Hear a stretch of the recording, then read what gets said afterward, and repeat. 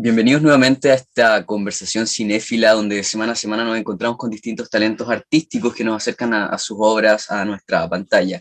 En esta ocasión nos encontramos con el director de cine que estrena de manera online la película Blanco en Blanco, protagonizada por Alfredo Castro.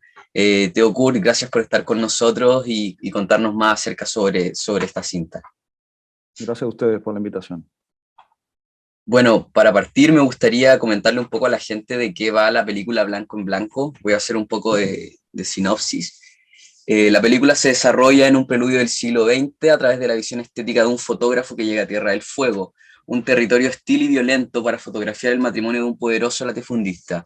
La futura esposa, apenas una niña, se convierte en su obsesión, la cual hará perder sus privilegios sociales, condenándola a vivir en un ambiente adverso. Esa es la sinopsis que nos presenta Blanco en Blanco. ¿Podrías partir contándonos un poco de qué te llevó a querer contar sobre este genocidio contra los Selknam? Bueno, varias razones. Una de ellas, aunque yo no diría que es la película trata sobre los Selman directamente, ¿no? Creo que es una película que contextualmente ocurre en ese mundo particular, ¿no? De Tierra del Fuego. Pero todo nace a raíz de una serie fotográfica, la serie fotográfica que es muy famosa, la de Julius Popper, ¿no? Sobre las matanzas de los Selknam que tienen, ¿no? A raíz de esa fotografía me empezó a preguntar quién era ese personaje anónimo detrás de esas imágenes, ¿no? Como también me empecé a preguntar por qué, un poco cómo se captaban esas imágenes, ¿no? Y a raíz de eso, claro, empecé a pensar que eran cámaras de placa y no permitían esa instantaneidad que tienen las cámaras de obra, ¿no? Con lo cual eran imágenes representadas, escenificadas a posteriori de los acontecimientos, ¿no? Entonces, desde ahí me empecé a agarrar a ciertos elementos que me interesaron mucho, como es la representación, la tergiversación de la realidad a través de las imágenes, un poco la modificación y la manipulación de ellas, ¿no? Y desde ahí un poco nace esta película. Luego aparecieron otras series fotográficas como la de Lewis Carroll sobre Alice, ¿no? Sobre estas niñas, ¿no? Ambiguamente sexuales, ¿no? Estas fotografías que tienen algo espeluznante, ¿no? Por algún modo, en algún modo. Y claro, y ahí me gustó ese símil que había entre el horror, la muerte, tratar de captar la inocencia de una niña, la última belleza de una niña. Entonces ese símil, esta cámara, este ojo un poco que capta tanto la belleza como el horror y la muerte, me interesó como nexo, ¿no? Entre las cosas, ¿no? ¿Y cómo fue todo el proceso investigativo para poder encontrar el desarrollo de la historia? Que finalmente estamos hablando de una ficción, pero que también topa con un periodo histórico. Entonces, ¿cómo fue todo el proceso investigativo que hiciste con Samuel para llegar a la historia final? Bueno, leí muchos libros de aquella época, ¿no? De aquella época, todas las crónicas que hay, un poco toda la bibliografía que hay de ese tema, ¿no? Y también hubo yo creo, un estudio bastante exhaustivo a través de las fotografías de aquella época, junto con la ayuda de la Universidad de Magallanes, que nos dio mucho material de archivo, ¿no? De fotografías de 1910, un poco para ambientar ese mundo, para ver la tónica de esos rostros, de sus ambientes, ¿no? Y ahí estuvimos ahí bastante inmersos en eso, junto con la directora de arte, para captar un poco ese mundo, ¿no? Y desde ese mismo ámbito, ¿cómo fue llevar a la pantalla todas estas costumbres del siglo XX que van desde las vestimentas hasta el cómo usar una cámara fotográfica, que también me imagino que también tuvo que haber hay un trabajo investigativo conjunto con Alfredo Castro? Claro. Tuvimos un asesor de esas cámaras de placas que las ocupaba él. Entonces él nos empezó a explicar todo el proceso, empezó a trabajar con Alfredo para que manipulara estas cámaras, enseñándole el proceso mismo, ¿no? Y desde ahí empezamos a trabajar, sí.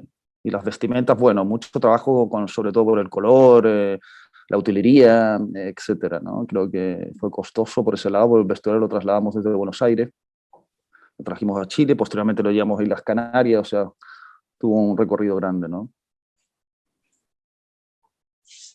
También dentro de la película está muy vigente el nombre de Mr. Porter, quien, aquí corrígeme si me equivoco, pero es quien pareciera ser referencia al personaje histórico Mr. Popper, quien fue uno de los principales culpables de este genocidio.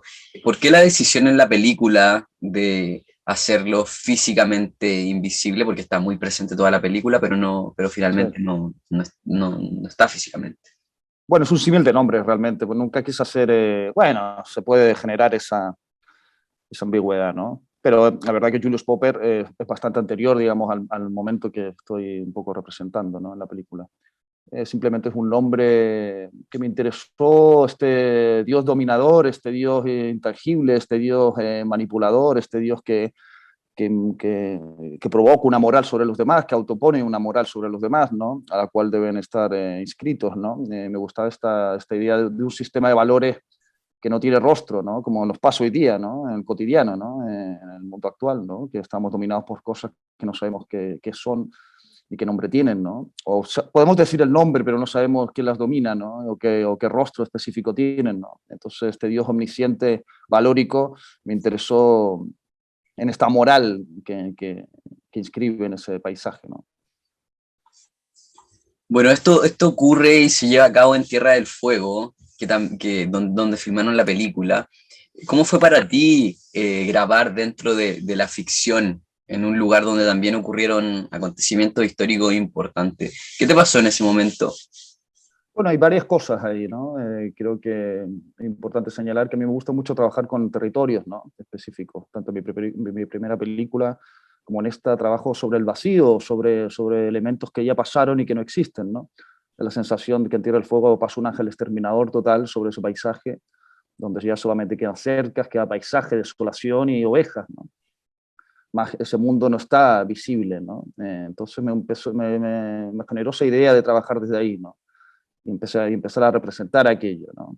Y qué mejor aquello que trabajar sobre la mirada de un fotógrafo, ¿no? Que es alguien que representa, que manipula, que también hay un propio símil con el propio cine, ¿no? Que es lo que hacemos nosotros también como cineastas, ¿no? Un poco representar, mentir, para generar verdades, ¿no? Entonces desde ahí la película se inscribe ahí. Me interesó mucho ese elemento de representar lo invisible, ¿no? Y transformarlo en algo visible. Quiero decir lo invisible porque, aunque quedan casas, ¿no? Lo interesante de la zona chilena de Tierra del Fuego, comparada con la Argentina, que no es así, que está mucho más poblada, mucho más desarrollada, la zona chilena es un Far West, ¿no? Quedan las casas tal como estaban desde 1930, están todas abandonadas, la gran mayoría.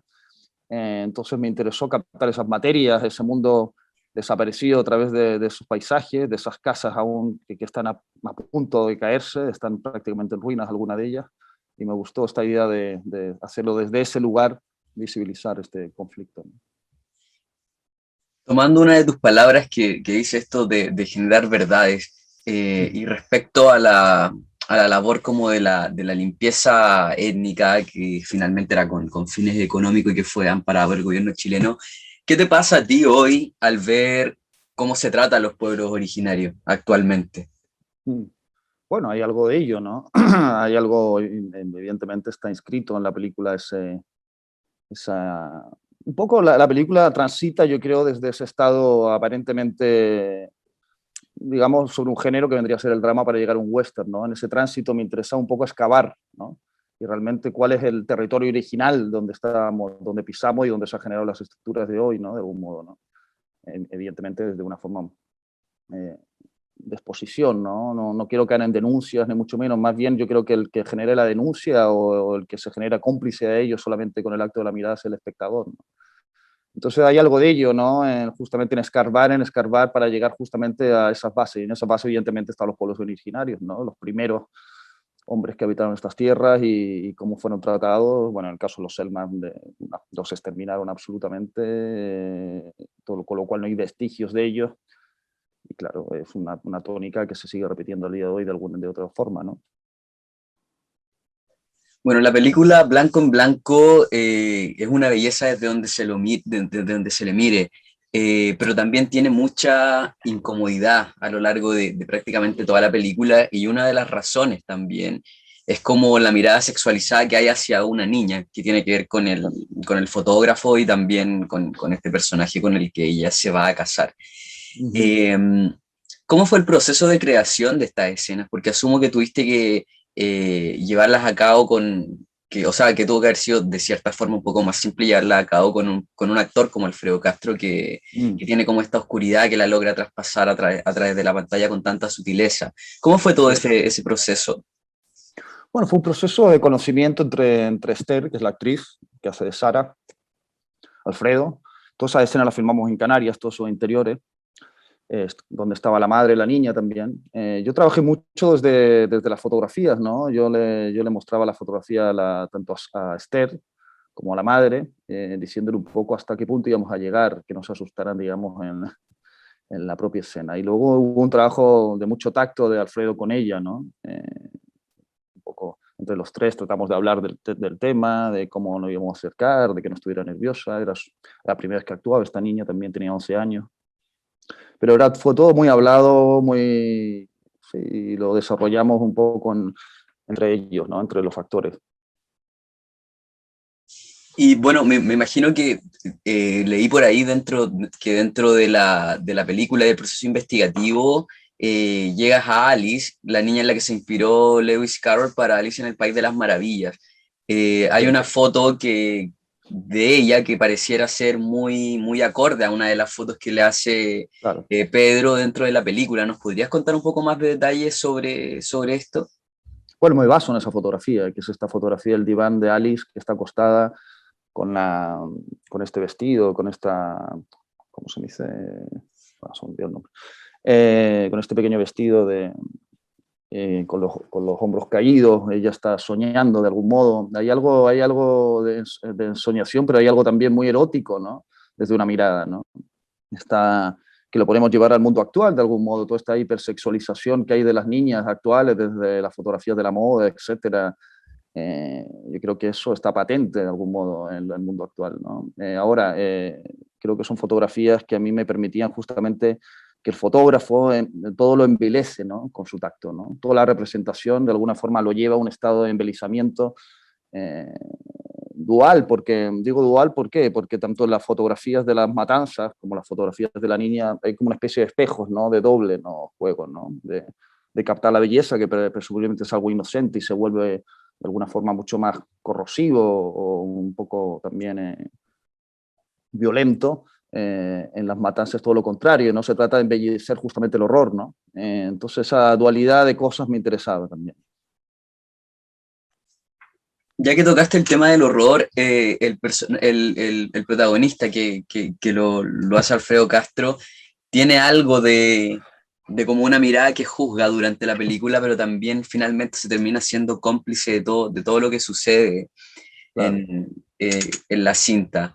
Y es bastante interesante también porque pareciera ser que dentro de la película vamos convirtiéndonos en el mismo ojo del fotógrafo. ¿Cómo Exacto. fue eh, la idea de llevarnos a este lente, al espectador? Bueno, fue paulatinamente, ¿no? Porque la película se estructura en tres actos fotográficos, ¿no? Esos tres actos fotográficos tienen un tránsito un poco conceptual, ¿no? Llamémoslo así. Eh, con lo cual, estas imágenes empiezan a tocar temas que se van transformando hasta llegar a ese horror final, ¿no? ¿Cuál era la pregunta exacta? Me puse a pensar en otro. Que cómo había sido el proceso, la idea de finalmente llevarnos en Ah, sí, alguno de sí, los sí, sí. actos al... Me gusta esa idea de la cámara, ¿no? Esa idea de cámara, esa cámara que de algún modo al comienzo no sabes si realmente estás mirando por el ojo, de dónde eres partícipe de la mirada. Y poco a poco esa cámara se empieza a generar una simbiosis hasta esta cámara final, donde ya prácticamente la cámara de cine y la cámara de foto se juntan, ¿no? Pasa a ser solamente una propia imagen, ¿no? Y donde también empieza la mirada cómplice del espectador, ¿no? Esa mirada cómplice pasiva a la cual estamos acostumbrados viendo las imágenes del horror, ¿no? Desde la televisión, desde cómo participamos del horror ajeno, ¿no? Y me interesaba que el espectador fuera una especie de cómplice pasivo de aquello, ¿no? Y que eso le tocara, ¿no? Que le llegara y que le incomodara, ¿no? Bueno, genial.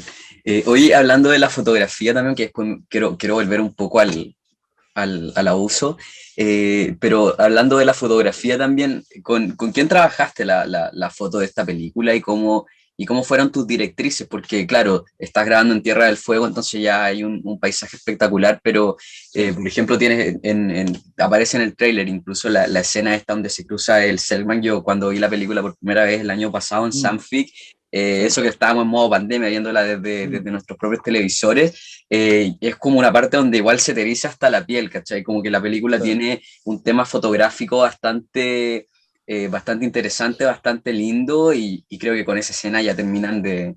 de reventarla. ¿Cómo fue ese trabajo?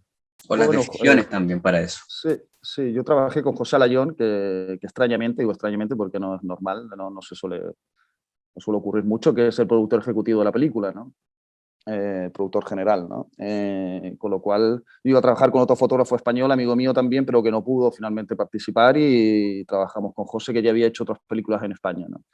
Y fue un proceso de mucho estudio desde las luces de aquel lugar, desde las ópticas que queríamos ocupar, desde ver muchas pinturas, fotografías de la época, unos viajes juntos que hicimos a Tierra del Fuego para ver qué luz teníamos ahí, porque es una luz muy hermosa, porque siempre es lateral, ¿no? Nunca está arriba de nosotros, con lo cual es una luz muy suave, ¿no?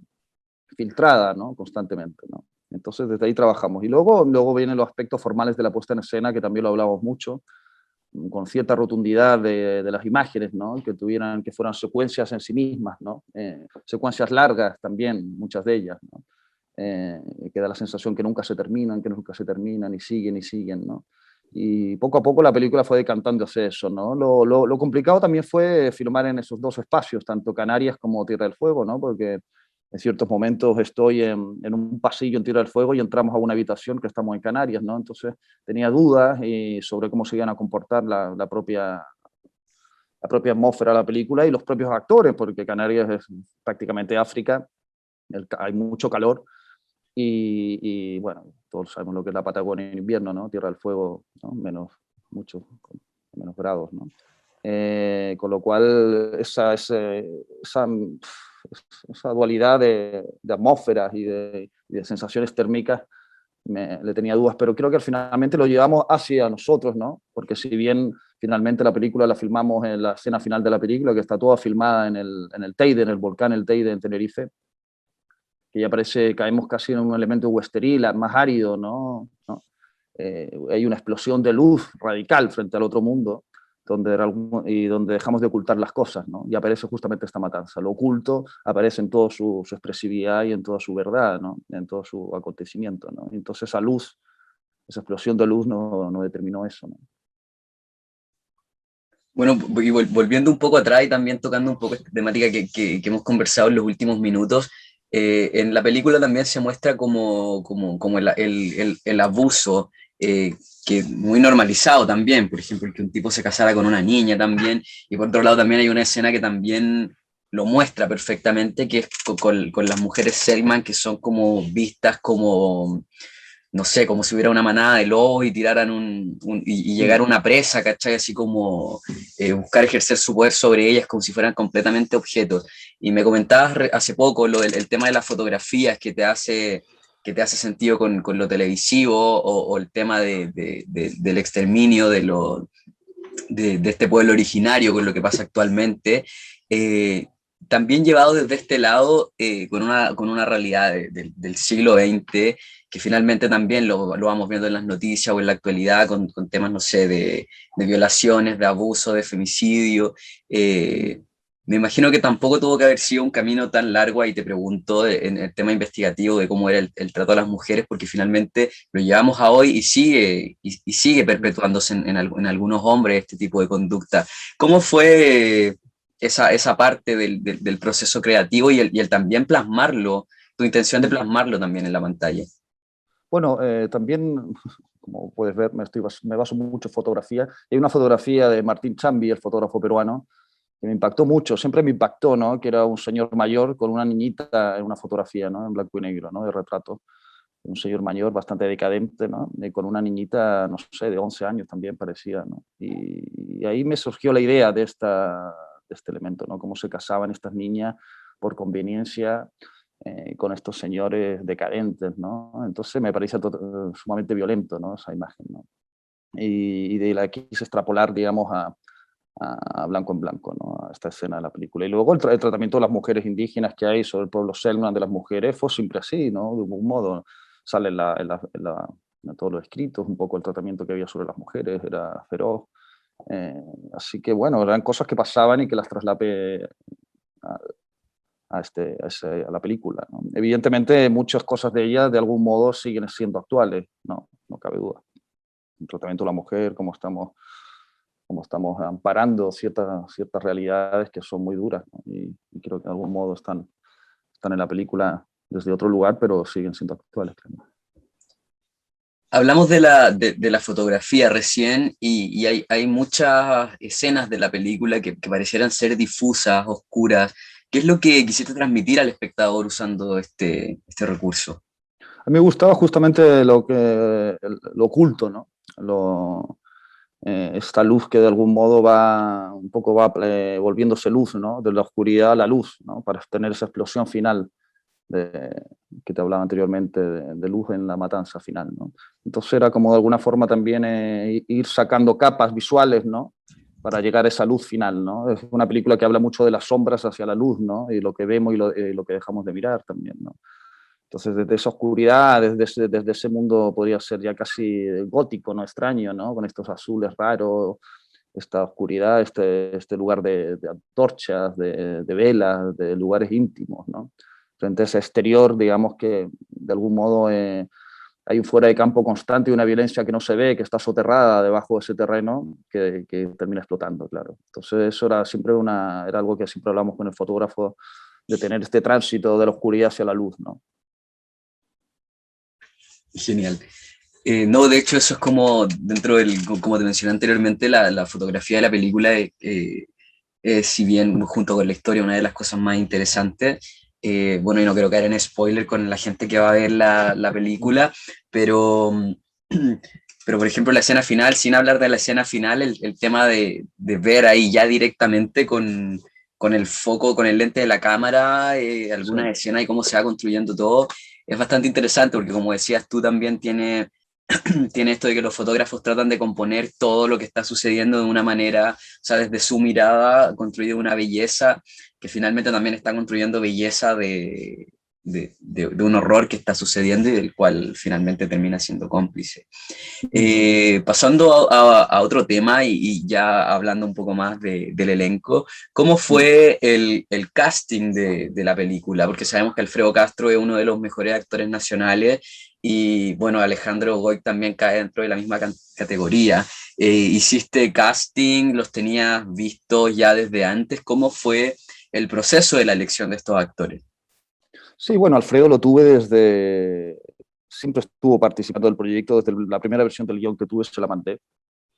Yo había conocido a Alfredo en el Festival de Valdivia, había visto mi película anterior, le había gustado, me había escrito, y siempre pensé en este personaje, esta gelatina moral, como le digo de alguna forma, ¿no? Es un hombre gelatinoso, ¿no? Que se va con las morales, ¿no? Y que es boyer. Entonces necesitaba un actor que trabajara muy bien con el rostro y que tuviera un carisma determinado, ¿no? Y creo que Alfredo en eso es magnífico, ¿no? En cómo trabaja con la mirada, cómo trabaja con la inexpresividad y cómo te da muchos elementos a través de eso. Entonces siempre pensé en Alfredo, en este personaje. Luego Alejandro también lo conseguimos ya en el último momento, ¿no? Luego el otro casting con Lars Rudolph, el actor alemán que hace el propietario de la película, es un actor que yo lo conocía de las películas de Belatar, ¿no? Las armonías de Weidmeister, que es el protagonista, otras de Sukhorov, como Fausto. Siempre me llamó la atención cómo él trabajaba la voz, ¿no? Me gustaba mucho su tono de voz, me gustaba mucho su rostro, y con él lo contactamos a través de su representante en Berlín y lo conocimos allí y accedió a trabajar en la película también. Luego hubo un casting muy exhaustivo, sobre todo en Tenerife, para buscar a la niña en colegios, ¿no? Y posteriormente también hicimos todo el casting de todo el pueblo indígena, lo hicimos casi todo en Canarias también, ¿no? Casi todos son bolivianas, chicas bolivianas, el que hace un poco también de ONA, de guía ONA, también es un hombre boliviano que vive en Tenerife. O que buscamos ahí un casting ahí, un poco street casting, ¿no? Como le dicen. ¿Y cómo fue el trabajar con ellos, tanto con Alfredo, con este actor alemán, con Alejandro, y como nos comentabas tú con la niña protagonista que también era su primera vez actuando? ¿Cómo fue tu trabajo de director con ellos y la experiencia de trabajar junto a este Fue, equipo? fue muy grata, la verdad. Tengo solamente buenas palabras para Alfredo y para todos, ¿no? Creo que con Alfredo leímos mucho el guión juntos, lo hablamos mucho, tuvimos mucho trabajo de mesa para darle cómo transformamos este personaje en visualidad, en materia, ¿no? Y desde ahí trabajamos muy bien, ¿no? Y con el actor alemán igual, un poco fue así, trabajar cotidianamente, ¿no? Todos los días ahí con trabajos de mesa, conversando y luego viéndolos también en la propia escena y desde ahí manejarlos al final. Sí, eso, así es, trabajo un poco con los actores. Y tu paso por festivales, porque, claro, efectivamente ahora vamos a poder disfrutar de Blanco en Blanco, pero de manera online. Pero la Mm, película tuvo un amplio recorrido por festivales. ¿Nos podrías contar un sí. poco de eso, de los premios que obtuviste y el gran recorrido también que tuvieron por la Sí, película? bueno, la película, bueno, se estrena en el Festival de Venecia, ¿no? En la sección Horizonte, que es la segunda sección del festival. Y ahí, bueno, fue muy bonito estrenarla allí, fuimos con todo el equipo técnico, tanto canario y alguna gente de Chile también fue. Fue bonito luego ganar 3 premios que ganamos, el premio a Mejor Director, el premio de la crítica, el FIPRESI, y luego el premio de los derechos humanos. Y desde ahí la película empezó a viajar por sí misma, ¿no? Entonces viajé, antes de la pandemia, durante 6 meses, estuve viajando mucho por muchos festivales, por alrededor de 20 festivales, hasta que tocó la pandemia y se paró todo un poco, ¿no? Y después ha recibido muchísimos premios, una película, no sé cuánto, por lo menos 25 premios ha recibido, ha tenido muy buena recepción, ¿no? Tanto en la crítica como con algunos espectadores, no siendo una película fácil tampoco, ¿no? No creo que sea una película que la gente está acostumbrada a ella por su propia temporalidad, por el tema que toca, ¿no? Y como sugestiona también al espectador de algún modo, ¿no? Entonces, dentro de eso, creo que la película ha tenido un recorrido muy bonito, alrededor de 70 festivales, entonces, sí, ha tenido un bonito recorrido, sí. Inesperado también, ¿no?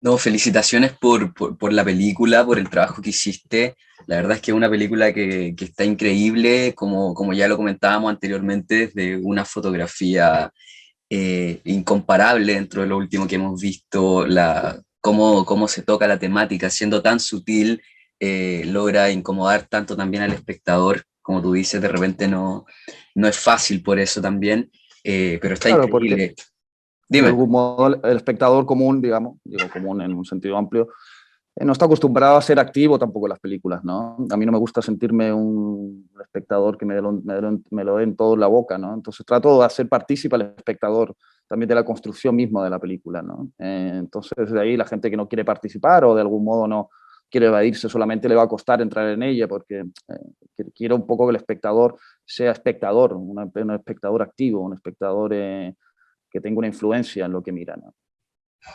Sí, efectivamente, como contábamos antes, también tiene que ver un poco como esto a lo que también estamos bien acostumbrados, que algo que también me pasó con la película de Algunas Bestias, no sé si la pudiste ver, Sí, donde también está Alfredo, sí, y también tiene esto que Blanco en Blanco también agarra eso mismo, que te vuelve un espectador que finalmente eres eso, no puedes hacer nada, no puedes interferir en lo que está sucediendo, solamente podemos ser unos ojos que acompañan la historia. Bueno, dejar a la gente completamente invitado el 29 de mayo a las 21 horas por Punto Play. Ya pueden comprar sus tickets. De verdad que esta película está imperdible, es de lo mejor que he visto en el último tiempo.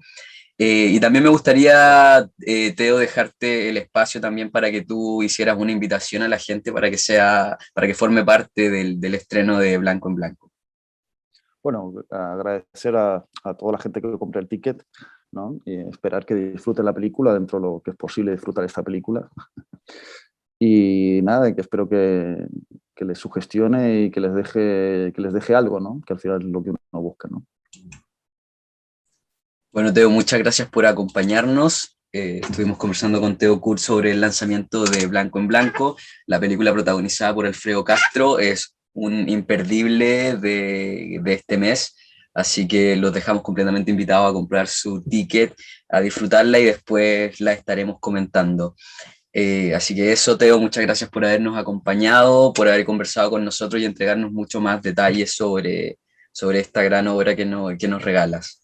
Muchas gracias, Benjamín, ha sido un placer. Cuídate, que estés muy bien y buen viaje. Igualmente, gracias. Chao. Chao.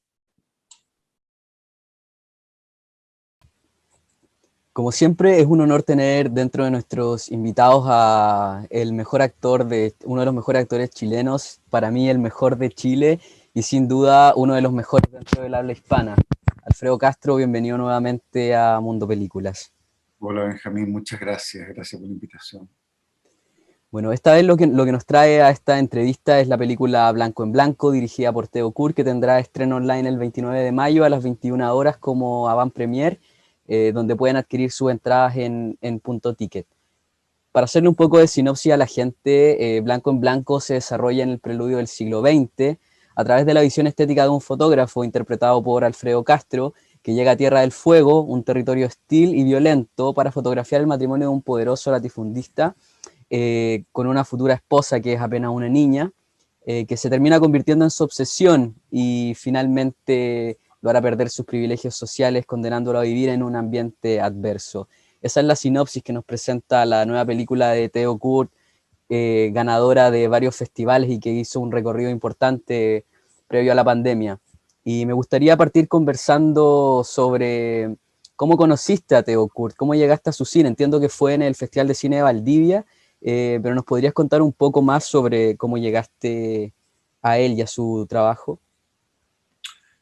Festival de Cine de Valdivia, Postmortem, con Pablo Larraín, que fue muy invitado a la competencia, y Teo estaba allá, yo no lo conocía, y nos invitó a ver la película, su película Ocaso, y nada, yo quedé muy impactado por su película, porque descubrí un director autor con un estilo, una estética, una sensibilidad muy particular, muy propia.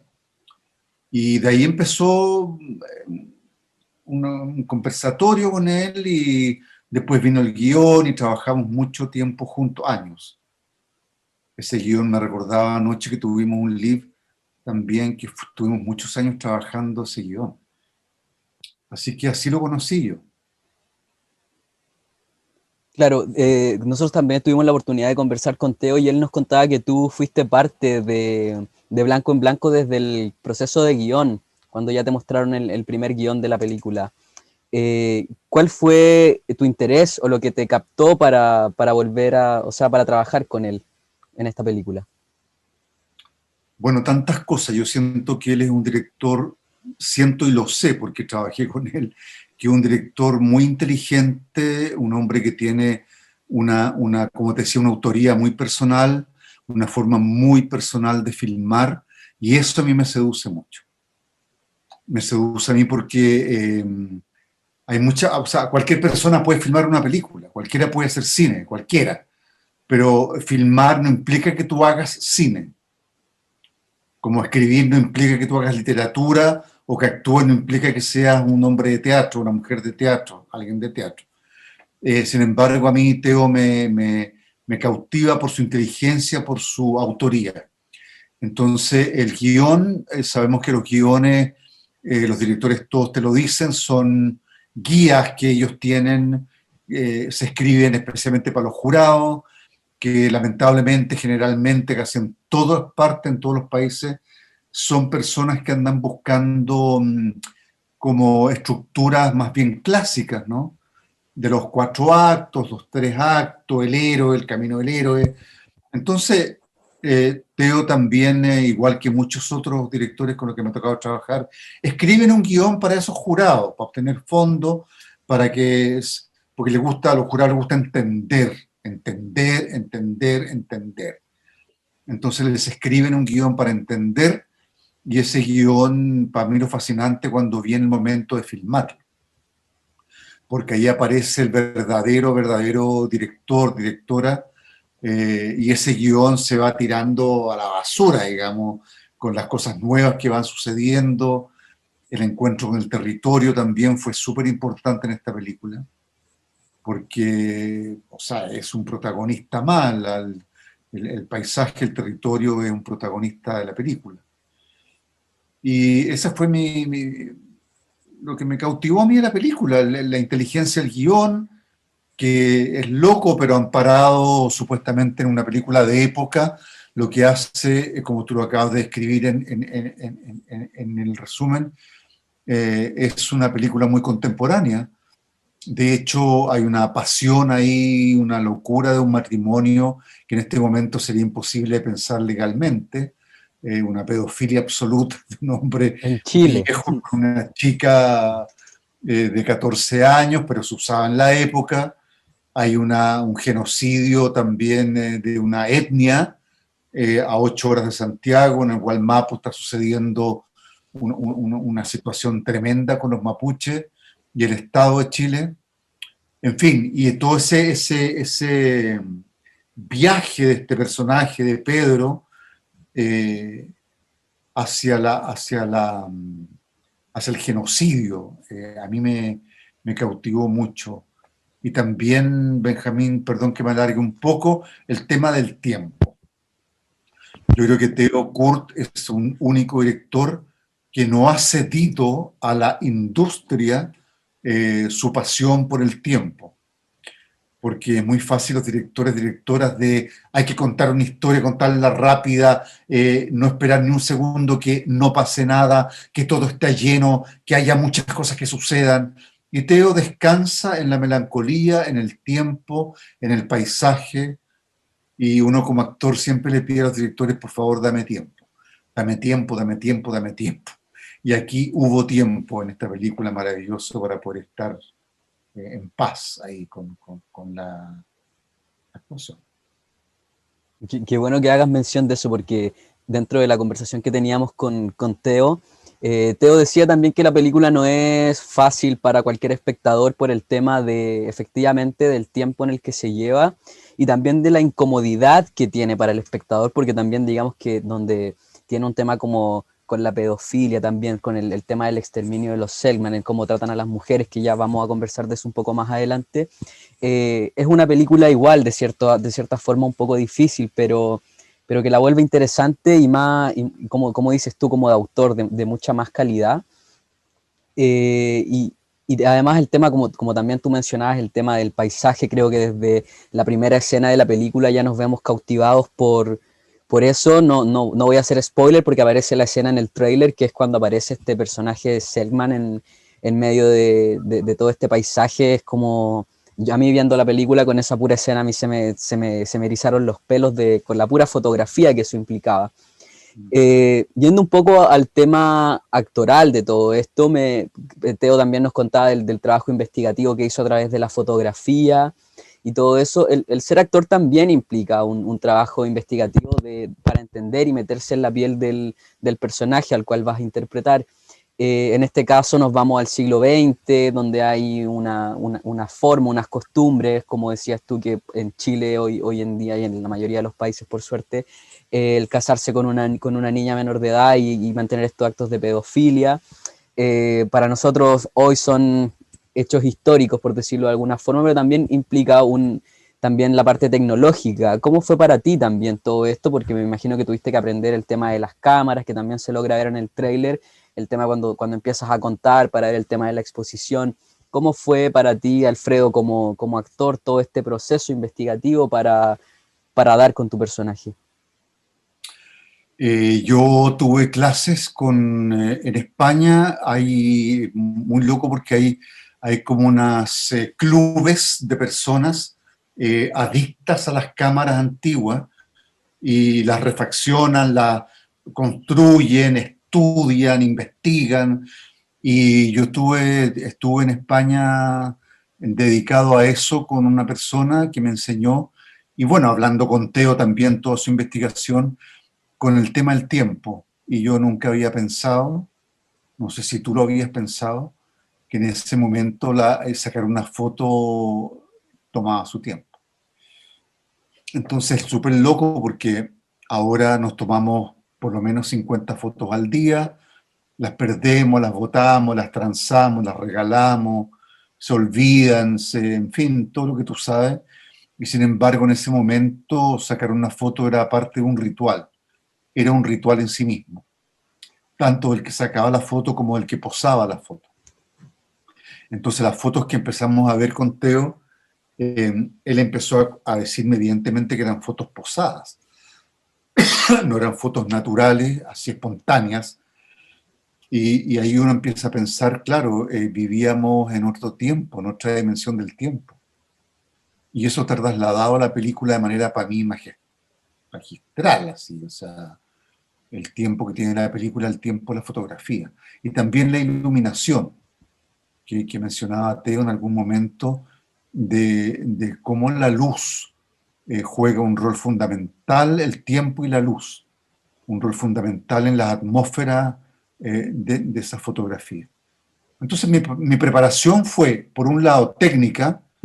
Esa técnica es más que una técnica, es una pasión por el tiempo, por el manejo de la cámara, por el conteo, por el paño. Es todo un ritual que implica para mí un trabajo también emocional. Digamos, yo me imagino que los tipos al sacar las fotos deben haber sentido en su cuerpo, y yo así lo sentí también, una enorme emoción cuando salía esa foto, ¿no? Y el resto, mi guía siempre son los guiones, la narración del guión y la voz del director, por supuesto. Sí, efectivamente, Teo también hablaba un poco de esto, de que también, aparte de tener este paisaje como otro protagonista, también venía el tema de la luz con todo ese tránsito de la oscuridad hacia la luz, que también es bastante interesante y van añadiendo más detalle a la película que la hacen mucho, mucho más rica, aparte de tu gran interpretación y la de los actores que también te acompañaron. Recién mencionamos los hechos históricos y si bien Theo Kurt habla de su película como una ficción, también hay mucho de realidad en ella, que también se considera dentro que lo hace más interesante, como esta película ficticia, pero que también tiene antecedentes que son de la época, en los que también se basó Theo, que por ahí también tienen entre medio que ver con hasta Alicia en el País de las Maravillas, con una de las fotógrafas en la que se basaron para sacar esa historia. Para ti, ¿qué fue lo más interesante de esta mezcla ficcionada con la realidad? Todo. Como yo soy un hombre viejo y también conozco un poco más la historia, yo durante muchos años se investigó mucho en Chile el tema de la familia Menéndez y los reyes de la Patagonia, la familia Menéndez y la familia Brown, que fueron dos familias que pagaban dinero por cada oreja de indio muerto. Indio, india, niño, niña muerto. Entonces ellos devastaron la Patagonia por la codicia de estas dos familias que, o sea, a mí lo que de la película me fascina es como el paralelo histórico de cómo este país ha cambiado solamente en cuanto a su población, pero el resto no ha cambiado nada, porque ahora Chile está en manos de 7 familias, en ese momento la Patagonia estaba en manos de 2 familias. Entonces ya hay un vínculo con la historia que a mí me fascina. Por otro lado, Teo es un director tremendamente culto, inteligente, y yo que soy un hombre de teatro comprendo muy bien esta ficción que hay de Mr. Porter, que existe y no existe, que es un tema de este maravilloso poeta y autor de teatro Beckett, que juega mucho con esto de, bueno, esperando a Godot, o sea, ¿me entiende? ¿Existe, no existe? ¿Quién es Mr. Porter? Eso lo preguntamos mucho durante la película. Podía ser yo mismo, podía ser Goich, podía ser Lars Rudolph, el actor alemán, podía ser Lola Rubio, la actriz, podía ser cualquiera de los personajes que estaba podía ser Mr. Porter. Entonces ese misterio también es muy fascinante. Y insisto que los paralelos históricos son muy notables, o sea, que la gente piense que la película, por ser de época, está amparada en la época, y también todas las citas que se hacen a Lewis Carroll, que fue el autor de Alicia en el País de las Maravillas, Alicia a través del espejo, que era fotógrafo también, y que él se enamoró de esta chica a la cual le escribe Alicia, y la fotografía lo pueden ver en Google, en cualquier momento lo pueden googlear a Lewis Carroll y van a encontrar unas fotos increíbles que en este momento son impensables, pero a mí me gusta pensar la historia de hoy, me gusta pensarla con el ayer. ¿Me comprende? Uh-huh. No me sirve la historia de hoy, sí, hoy día sí, gracias a Dios, gracias a quien sea, la pedofilia, el matrimonio entre una chica joven, el abuso de las mujeres, el genocidio, son todas conductas absolutamente reprochables y deberían haberlo sido en todas las épocas de la historia de la humanidad. Pero el ser humano es un ser muy perverso, la política es muy compleja, digamos. Entonces yo el otro día le decía a una periodista, yo pienso que mi abuela se casó con mi abuelo, siendo mi abuelo 30 años mayor que ella, y ella debe haber tenido 17 años, de La Serena a Santiago. Fue casada. O sea, impensable hoy día, pero es claro que sí, en la época era necesario porque la gente moría muy joven también. No llegaban a los 40 años, morían de peste, guerra. Entonces casarse rápido, joven, tener hijos, procrear, era una misión importante también. Pero digo que todos esos paralelos de pensar esa historia presente, pero sin olvidar la historia pasada, para mí es muy interesante, es muy apasionante. Sí, concuerdo contigo. Me pasa, por ejemplo, el ver esta... te entiendo porque ha pasado últimamente, no sé, las funas a la película de 1900 y tanto, que Claro. no saquenla o saquen tal caricatura. Y a mí me pasa eso, que es como impensable, que es, por ejemplo, para mí el mirar una película o alguna obra de otra época o las mismas fotografías que dices tú, es interesante mirarlas y entender cómo hemos avanzado como sociedad y el ir funando o negando ese pasado, creo que personalmente yo creo que no está bien, porque de ahí mismo podemos ir construyendo hacia adelante con esa misma historia, así tal como dices tú.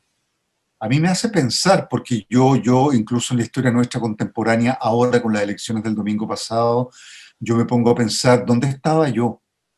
¿Dónde estaba yo cuando yo acepté el CAE, ponle tú? Y encontré que era increíble que los chicos pudieran estudiar con un préstamo del Estado.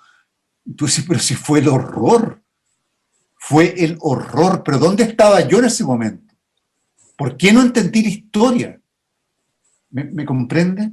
Yo necesito ahora pensar por qué yo hice ese acto de fe, de creer que era estupendo lo que estaba pasando y no lo era, no era así.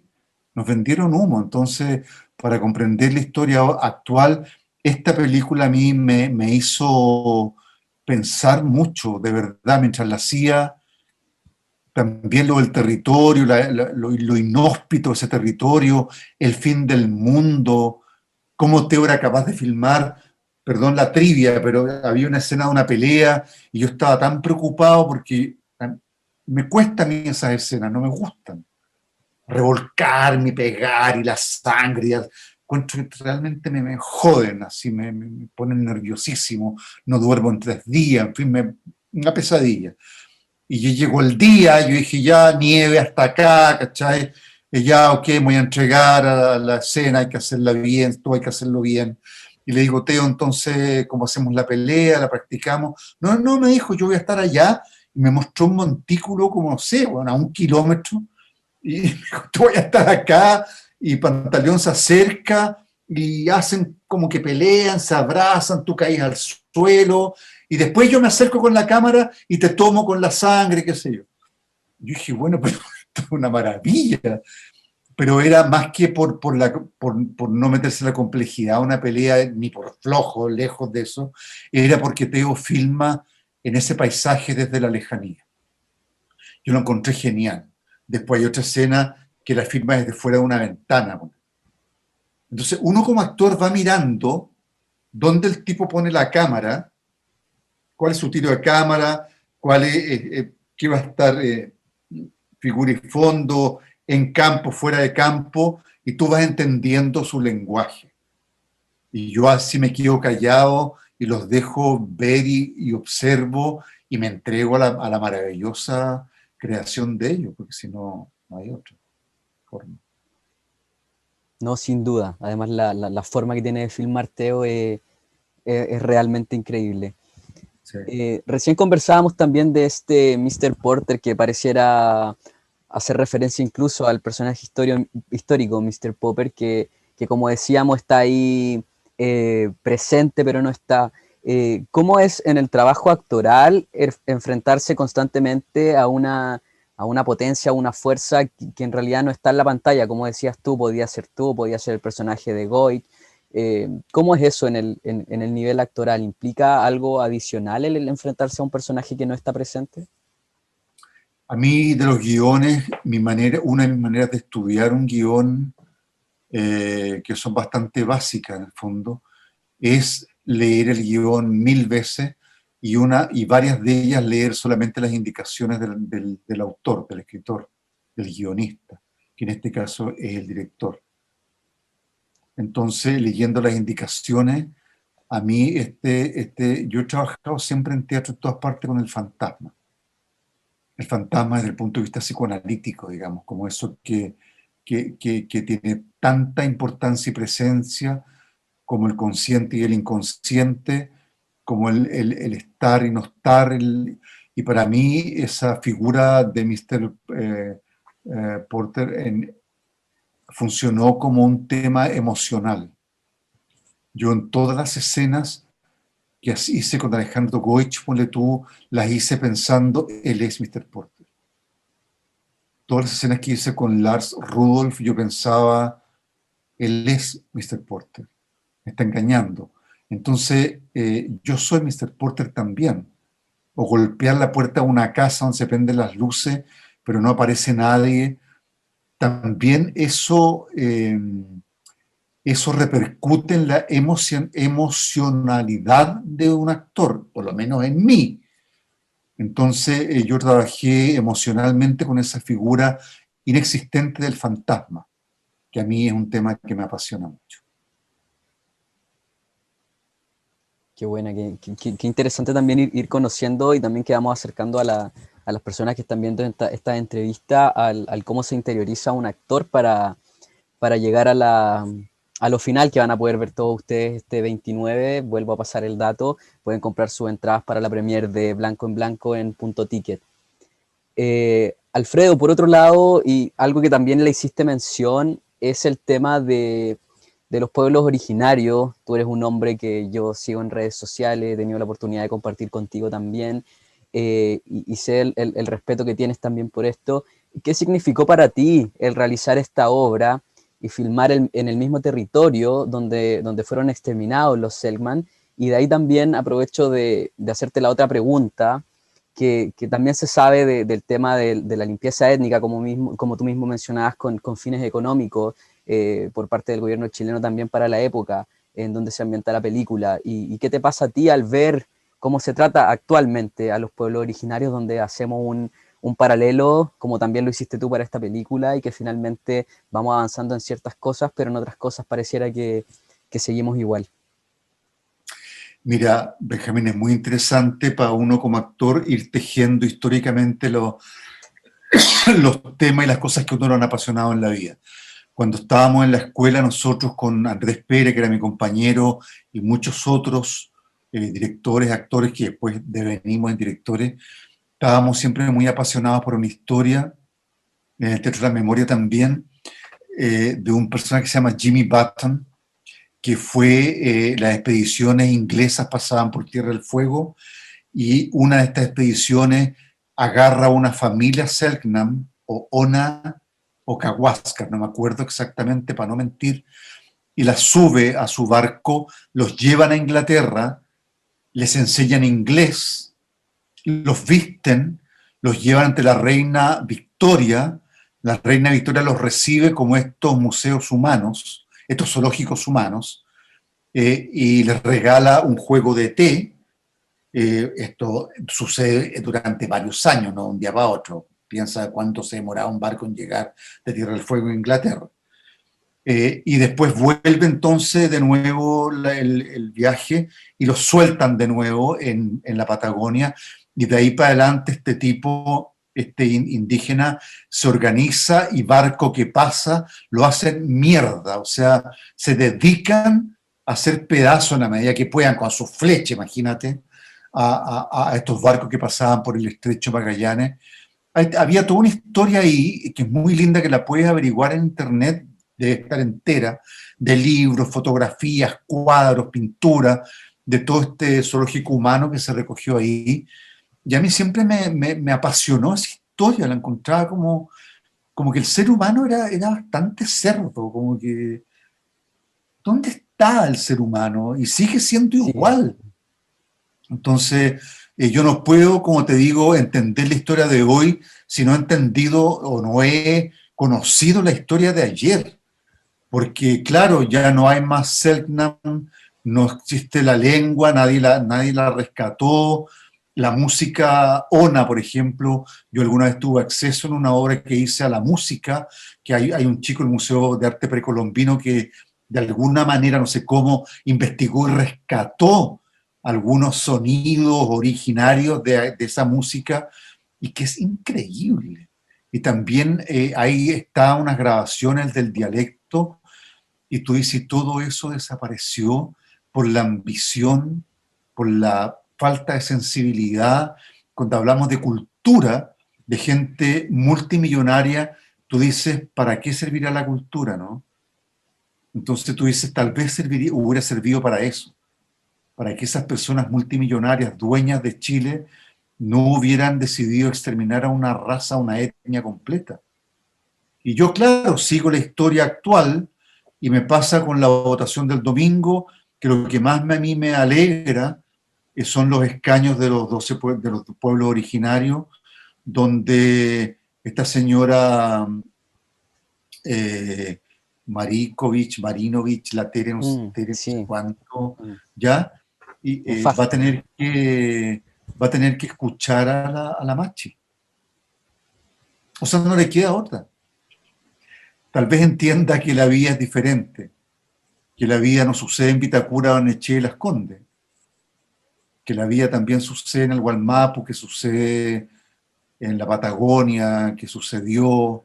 Entonces a mí eso me apasiona mucho esta película, de cómo alguien, un joven de ahora puede ver esta película y pensar qué loco ese territorio, ¿eh? Qué loco lo que ahí pasó, cómo vivían. Es que tú no te puedes imaginar las condiciones que filmamos y ellos estaban vestidos con sus pieles de animal. Y yo, imagínate, con doble capa, con North Face, con toda la huevada, no soportaba el frío, atravesando, no sé, weón, hectáreas caminando con el viento, pegándome en la cara. Yo dije, de repente me voy a ir al suelo. Esta cuestión es insoportable. Y tú dices, hay gente que vivió acá y vivía 8 meses de este clima y vivían y tenían hijos y casaban y hacían fiestas, ceremonias. Entonces a mí me ayudó a entender y emocionarme porque después de 1 año y medio encerrado, pensar cuando filmé esa película a mí me emociona, pensar que estuve en esa naturaleza, donde la tierra, el horizonte no es plano, el horizonte es curvo, el horizonte hacia el fondo es curvo, y tú dices la tierra es redonda, y yo nunca me he detenido un segundo a pensar en eso porque estoy eh, tan al día, tan tecnológico, ¿no? Que no he tenido tiempo de pensar, como lo he pensado en este 1 año y medio de encierro, en que la naturaleza existe. Sí, es cierto. Teo también nos hacía el comentario de que allá la luz entra solamente por una parte y que eso le ayudó mucho también en la fotografía de la película. Y claro, también pasaba por esto de pensar cuando uno ve la película, cómo Alfredo no se cagó de frío actuando ahí, Casi no mirándolo. morí, pero es que los actores somos locos, los actores no existe el frío ni la nieve. No, de verdad que hay una escena en que sale en el tráiler que estamos armando un poco, levantando los cercos, y esa escena yo pensé que me iba a morir. O sea, la velocidad del viento y el golpe de los granizos en la cara y en todo el cuerpo era impactante. Yo dije, me voy a caer al suelo, me voy a morir acá. Pero los actores somos locos, los actores somos parte del paisaje y atravesé finalmente. No lo lograste y el resultado sin duda que es increíble. Otra cosa de tu personaje que también es interesante dentro de la película y la mirada que le da Teo, es que en algún momento los espectadores terminamos convirtiéndonos en el lente de la cámara de Pedro, que es tu personaje.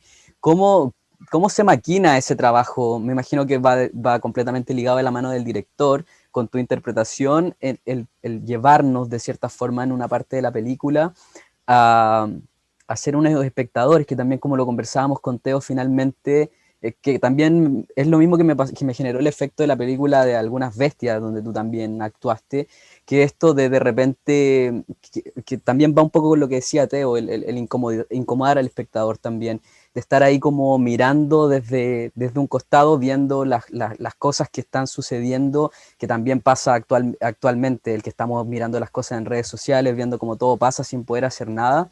Y también se lleva a la película, que también es algo que pasaba en Algunas Bestias, como te mencionaba, el que somos espectadores, pero estamos ahí sin poder hacer nada, mirando como un poco voyeristas lo que está sucediendo, sin poder intervenir ante las injusticias que estamos mirando dentro de la pantalla. ¿Cómo fue todo ese proceso finalmente y cómo es el llevar al espectador desde, en este caso, desde el lente de Pedro?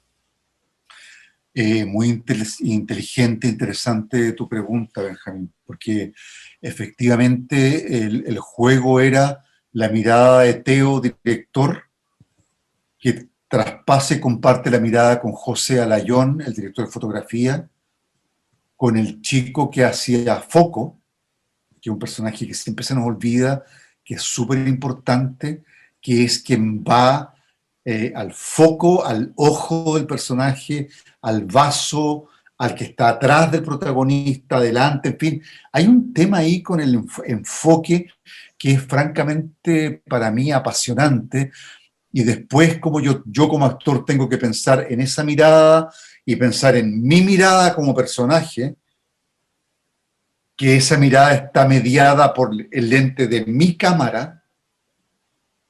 Entonces, cuando el primer enfrentamiento con la chica, por ejemplo, que es donde para mí la película parte realmente el tema, es que el tipo se queda, que su ojo se fascina con esta niña y más encima con la cámara levanta la pasión de este hombre. La obsesión, todo el erotismo de él, que es sublimado, ¿no?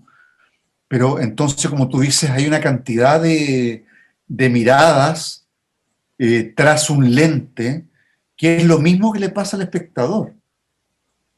¿Cómo puedo yo no influir en esta historia? Digamos, estoy destinado a que hagan con mi mirada lo que quieran. Y eso es lo que le pasa a Pedro. O sea, Mr. Porter hace con su mirada lo que él quiera. No vale la mirada de Pedro. No. Está en manos del colonialismo, del patriarcado. Él tiene que mirar para donde el patriarca quiera que él mire. Y fotografía lo que él quiera que él fotografíe. ¿Me comprende? Y no logra fotografiar su deseo, finalmente. Sí, pues finalmente es lo que también lleva al personaje, de eso mismo que dices tú, a también involucrarse dentro de cosas que él no se quería involucrar, porque tu personaje también es eso, como que llega y está todo el tiempo juzgando lo que pasa a su alrededor, pero tampoco puede hacer mucho.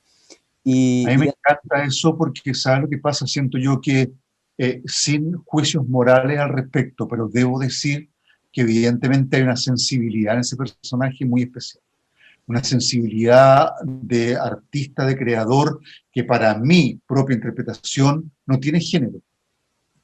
Entonces, llámalo como quiera, una mirada feminista, una mirada femenina, una mirada que trasciende el género, es la mirada de un creador, una mirada creativa, la de este hombre, ¿no? A través de la fotografía.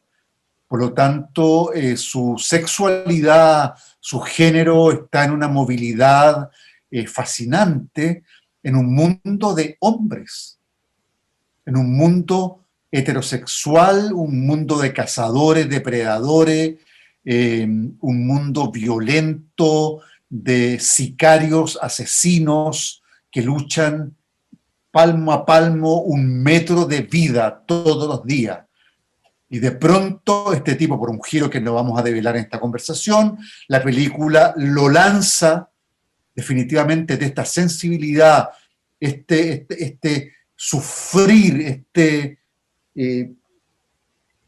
sufrir con la belleza, lo lanza al paisaje brutal, colonialista,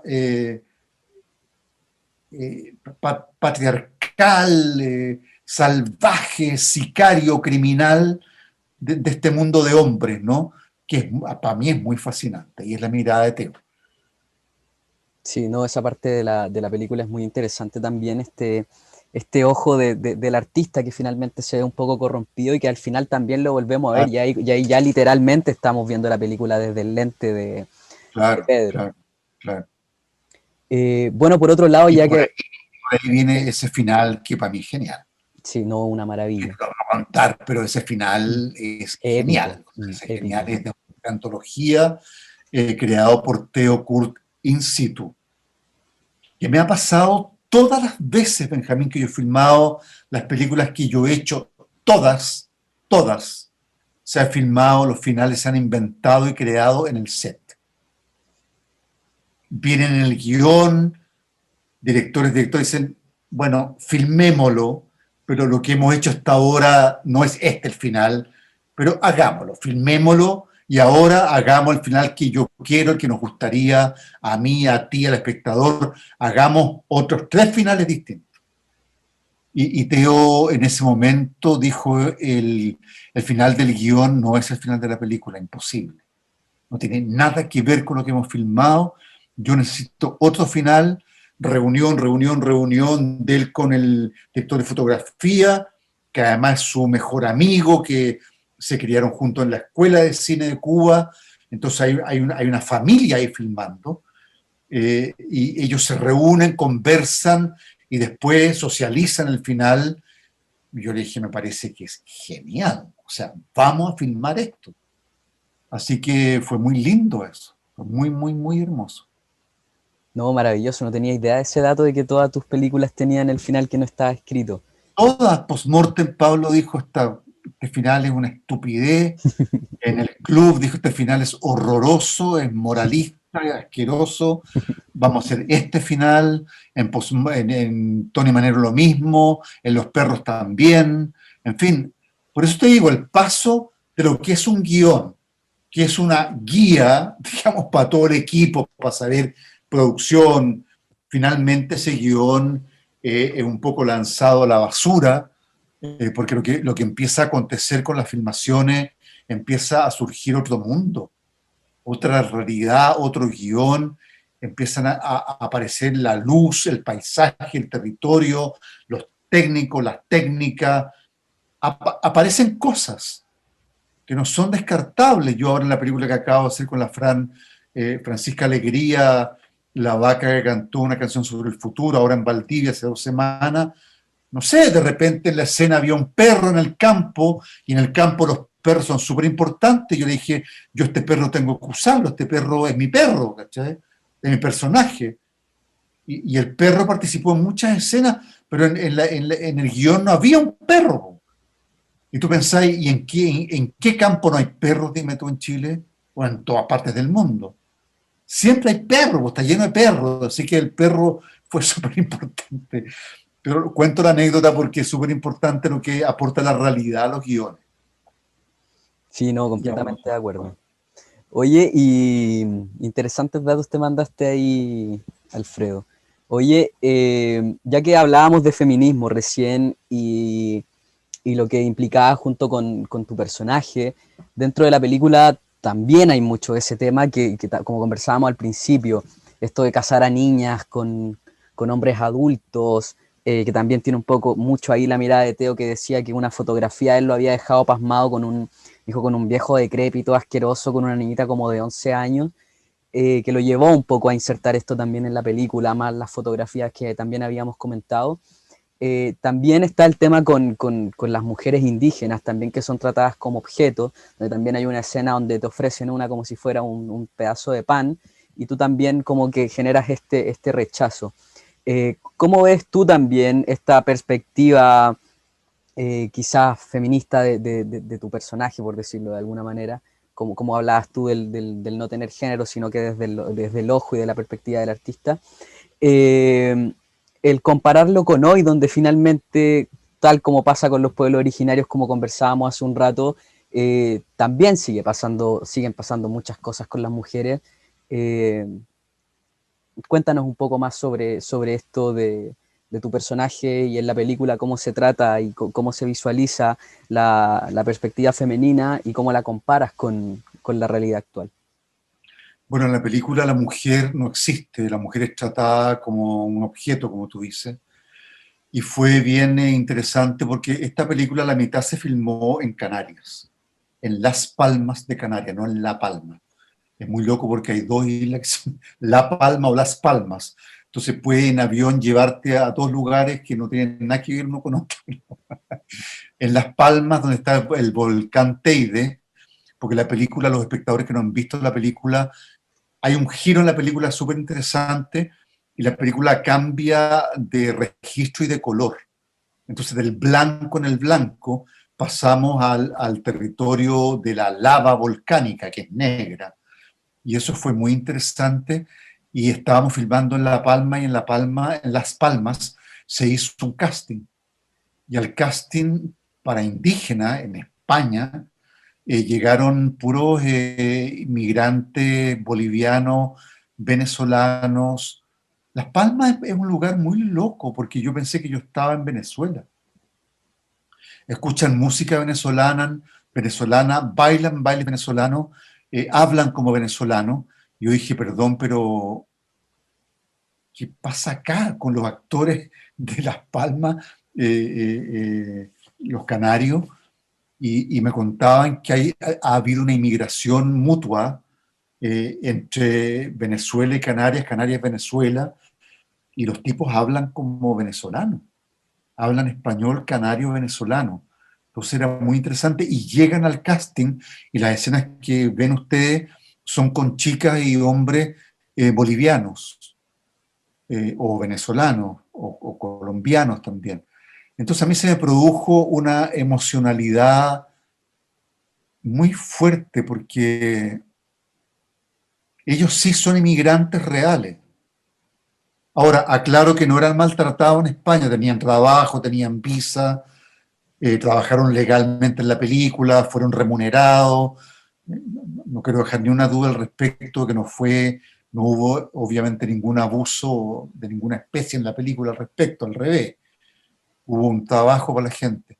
Pero me produjo a mí emoción de pensar que hay un mundo inmigrante también y que estaba siendo llamado, convocado a, a que esa gente era tratada en su territorio como inmigrante y que el colono, el alemán, el español, el chileno, los trataba a ellos en su territorio como inmigrantes, como, igual que ahora. Los intrusos eran ellos. Entonces era muy raro. La Patagonia es un lugar muy apasionante. Y filmamos en una casa y hay muchas de esas casas que fueron construidas con maderas traídas desde Inglaterra, desde Alemania. Y tú dices, pero es que esto es impensable, esto es una locura. Fines de 1800, 1900, gente que traía pianos, traía lámparas, tazas de té, vajilla para vivir en un territorio que es el fin del mundo. O sea, el ser humano realmente somos todos muy locos, muy desquiciados. ¿Ah? Completamente. Y dentro de todo esto también, tu personaje también tiene un lado oscuro también dentro de la película, que es cuando se obsesiona con esta, con esta niña. Y también hay muchas fotos con las que Teo también se basó para hacer la escena del diván, por ejemplo. Eh, ¿Cómo es para ti el proceso de encarnación de estos personajes? Porque yo te conozco a ti, he conversado contigo, sé cuál es tu percepción completamente negativa respecto a la pedofilia y el enfrentarte a personajes de esta índole que son tan contrarios a ti, esta oscuridad que Teo también describe, también nos comentó que también se trataba del cómo tú dices mucho con la mirada y con los gestos sin necesidad de actuar, ya se nota la intención que le pones al personaje. ¿Cómo es trabajar a estos personajes con este tipo de oscuridades? Es muy duro, tal vez yo creo que la escena más dura que yo he hecho en mi vida ha sido la escena de algunas veces. yo realmente ahí salí muy mal. Pero porque, digamos, dentro de todas las filias, la pedofilia para mí, como ser humano, es la menos, no tengo espacio en mí. Las otras, yo digo, bueno, un ser humano adulto que haga con su vida y con su pasión y su deseo lo que quiera, en cuanto haya aceptación en el otro, bueno, no sé, estará en su deseo, no sé. Mas, sin embargo, a mí el abuso, en todas sus formas, me parece a mí, realmente me cuesta. Aquí, sin embargo, me pasó algo interesante como actor, que como el tipo sublima, el tipo es atrapado en la belleza. Y a mí eso me gustó, fíjate, me encontré que era una forma de asumir esa oscuridad desde otro lugar. Porque él, lo que le sucede es que él sucumbe a la belleza. Y yo creo que él, más que tocarle un hombro, más que mirarla y sublimar, es un personaje que no sería capaz de pasar al acto. Entonces a mí eso no sé, me puso en un estado anímico muy especial con ella, y la niña era preciosa, además, ella como ser humano, la chica que iba a las filmaciones con su madre, que era psicóloga, y ella, Esther, ella quiere ser actriz, su pasión tiene 14 años, por lo tanto, ya ponía inmediatamente, no pasó nada, ¿no? Pero evidentemente, vamos también con dos chicos, uno de ellos un chico transísimo y menor de edad, y una chica chiquitita como de 12 años, y los padres estaban para que la gente sepa, los padres por ley tienen que estar en la filmación. Tienen que estar. Ellos no pueden trabajar más de 4 horas. Si el padre o la madre dice, yo esa escena no quiero que suceda, no quiero la cámara ahí. Ahora, nunca ha sucedido porque se trabaja con un respeto enorme, pero para mí es muy lindo eso. Es muy emocionante trabajar con niñas ahora, porque en las teleseries, digamos, había mucho maltrato a lo femenino. O sea, a las actrices se le pedía sin problemas que mostraran las pechugas, que se subieran la falda. A los hombres también, ¿eh? Que se sacaran la polera, que mostraran la musculatura. Digo que para los dos lados era bien. Pasaba a llevar muchas cosas muy privadas de los actores y las actrices. No quiero situarlo solamente en lo femenino.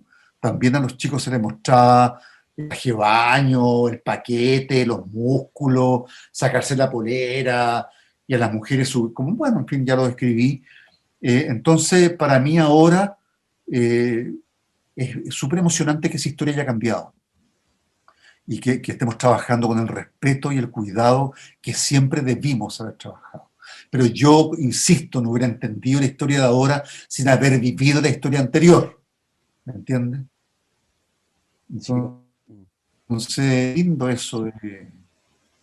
Sí, Teo también nos contaba un poco de esto que decías tú, de que Esther estaba con la mamá, que tampoco era actriz. Entonces aquí nace también mi otra pregunta, que tiene que ver con el trabajo actoral, porque Teo también nos contó que habían muchas chicas bolivianas dentro de la película. Hubo mucha diversidad dentro del set, como decíamos, esta actriz, o sea, esta niña que no era actriz, que estaba con su madre, el equipo que sacaron en Canarias, que eran estas chicas bolivianas. eh, el chico alemán también, tú, Alejandro. ¿Cómo fue tu trabajo con el resto del equipo actoral? A mí me encantó esa idea porque fue una película internacional, pero realmente es primera vez que yo me toca trabajar con un actor, con Lars Rudolph, que es un actor alemán muy importante. En Chile obviamente no lo conocemos, pero yo lo conozco a él por el teatro, es un actor de teatro que ha trabajado en los teatros más importantes de Alemania, en el Berliner Ensemble. Él es un actor que está siempre ahí con grandes directores que yo casi me fui a espalda cuando tuve que trabajar con él, porque son directores que yo admiraba mucho. Lola Rubio, una actriz española que vive en Alemania, bailarina y actriz, más bailarina que actriz. Bueno, Alejandro Goich, que es un maravilloso, un queridísimo actor maravilloso que yo adoro profundamente. Entonces, yo miraba y las chicas, los bolivianos, las bolivianas, esta película es la más internacional que yo he hecho realmente, porque siempre había sido yo el extranjero en otras películas, pero aquí éramos todos extranjeros. Entonces nos estaba enseñando una nueva forma, un nuevo mundo también, ¿eh? Un nuevo mundo, una globalización real, real, real, real, donde todos pertenecíamos. Y también piensa tú el tema de los canarios. Los canarios sienten, así como Isla Pascua, Juan Fernández, ellos sienten que ellos son otra España. Entonces hay otros temas que son las plantaciones de plátanos. Pone tú que tú te enfrentas con realidades en que los plátanos están haciendo mierda a la tierra y toda la gente joven en Canarias está luchando porque saquen las plantaciones de plátano, como las plantaciones de pino en el Gualmapu. ¿Me entiendes? Tú dices, las luchas son en todas partes las mismas. El agua, el robo del agua. Entonces era, nada, yo me enfrenté a esta película a mundos muy, muy, muy apasionantes, muy interesantes. Oye, y el ver a Teo al ver su película en el Festival de Cine de Valdivia, hasta llegar al set con él, como has comentado durante toda esta conversación, lo interesante que es su mirada y su forma de grabar, ¿cómo fue para ti la experiencia completa de haber grabado esta película con Teo y ver el resultado final también? Bueno, yo te confieso que para mí, tú y yo hemos estado juntos, hemos conversado mucho durante varios años. Yo creo que tú fuiste uno de los primeros que me entrevistó cuando fui a tu lugar en el cine. Yo entré muy viejo al cine y tú fuiste uno de los primeros con quien yo conversé de cine y que me fascinó toda tu sabiduría al respecto y tu pasión por el cine. Entonces yo cuando Teo me invitó, yo obviamente no puedo dejar de mencionar la trayectoria de Teo de provenir de una familia de cineastas. Él es sobrino de Juan Carlos Bustamante y de los hermanos Bustamante. Los Bustamante han hecho pocas películas, pero vaya qué películas. Entonces, cuando yo sé que él viene de ese mundo, y además del mundo campesino, por el cual ellos sienten, o sea, profundo respeto, y que la película Ocaso trata el tema del inquilino de su fundo, y yo lo único que siento por él es respeto y admiración. Y cuando veo y me enfrento a un hombre, y el padre de Teo es un pintor muy, Patricio Kurt, un pintor muy, muy relevante, muy importante, y yo sé del mundo que este director viene, yo siento profundo respeto y admiración por él.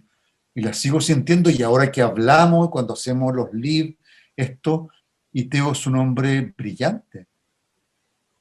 Es uno de los directores más brillantes con los cuales yo he trabajado teóricamente, conceptualmente, lo que él maneja en su guión, en su trabajo. Es un hombre muy, muy culto y brillante intelectualmente. Entonces me puso a mí en un estrés, en el buen sentido, de tener que estar a la altura de la película, de no poder hablar cualquier estupidez. Yo creo que no suelo no hablar imbecilidades, pero digo que cada vez requiere de los actores un punto de vista de los trabajos que uno hace. No es simplemente que uno sea actor y se aprenda un rol y se ponga frente a la cámara y figure como de bonito, de viejo, de joven, de idiota, de... No, el trabajo en el cine requiere de personas que piensen, más allá de ser un buen o un mal actor.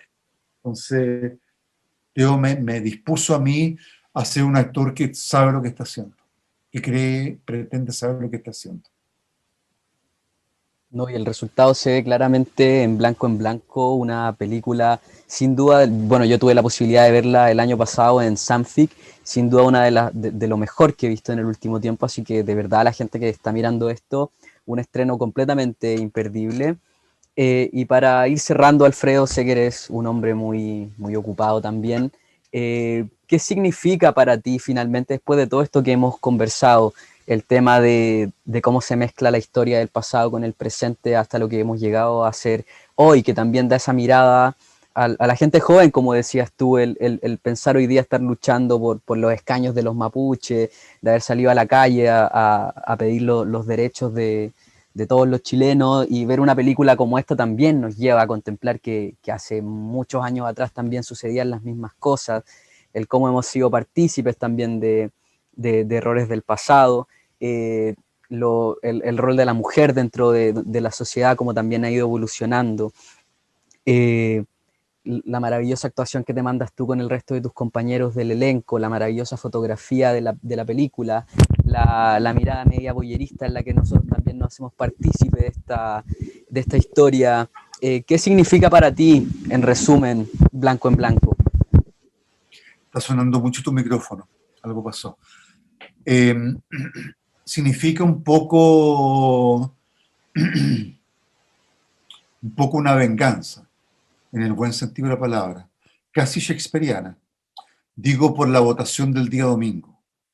Yo creo que lo que pasó el día domingo es que un pueblo entero se alzó en una venganza contra un sistema neoliberal tremendamente dañino que nos ha hecho mucho, mucho daño. Y que impone, como tú dices, una mirada distinta de un país que creían dormido, un país que creían del cual eran dueños y dueñas, y un país que les dijo que no era así, que la Asamblea Constituyente está formada por mujeres jóvenes, por profesores, por gente del Gualmapu, por hombres, mujeres, niñas, niños, jóvenes, muy plural, muy heterogéneo. Y para mí esta película y creo yo que la creación, el arte, el teatro, el cine, la poesía, la literatura, todo son un espacio de múltiples venganzas que uno tiene como ser humano, de reaccionar frente a una sociedad que lo ha maltratado. De ser la voz del maltrato también, la voz de aquellos que hemos sido humillados, maltratados. La única forma que tenemos nosotros de reaccionar es a través de la creación. Y esta película pone en pantalla todo lo que tú has nombrado, o sea, el abuso de mujeres del pueblo indígena, el patriarcado, la dominación colonialista, la sensibilidad, el amor por el territorio, en fin, pone temas muy importantes y para mí, viendo este país que creo que va a surgir otro país de acá, ojalá, depende de nosotros. Esta película me parece que es un empeño por lo mismo. Es, un, es una mirada a la soberanía, tanto individual, pero a la soberanía que siempre es plural, de cómo nos hacemos cargo de un territorio, todos, todes juntas. ¿Ah? Entonces creo que la película llega en un momento muy maravilloso, que más que narrar una simple historia, que lo que se le pide al cine o al teatro generalmente dice, ok, te voy a contar una historia, pero además te voy a contar la historia de una etnia, la historia de una sensibilidad, la historia de unas mujeres, la historia de un territorio. Y eso me parece a mí maravilloso. Sí, ya. No, que decía que sin duda Blanco en Blanco es una de las mejores películas. Realmente Theo Kurt es un increíble director que trae una nueva mirada del cine, más refrescante, más interesante, y que finalmente hace, como hemos conversado todo este rato, hace este juego de traernos un poco el pasado al presente, y cómo lo hemos ido construyendo. Dejo a toda la gente invitada el 29 de mayo a las 21 horas a la premiere de Blanco en Blanco.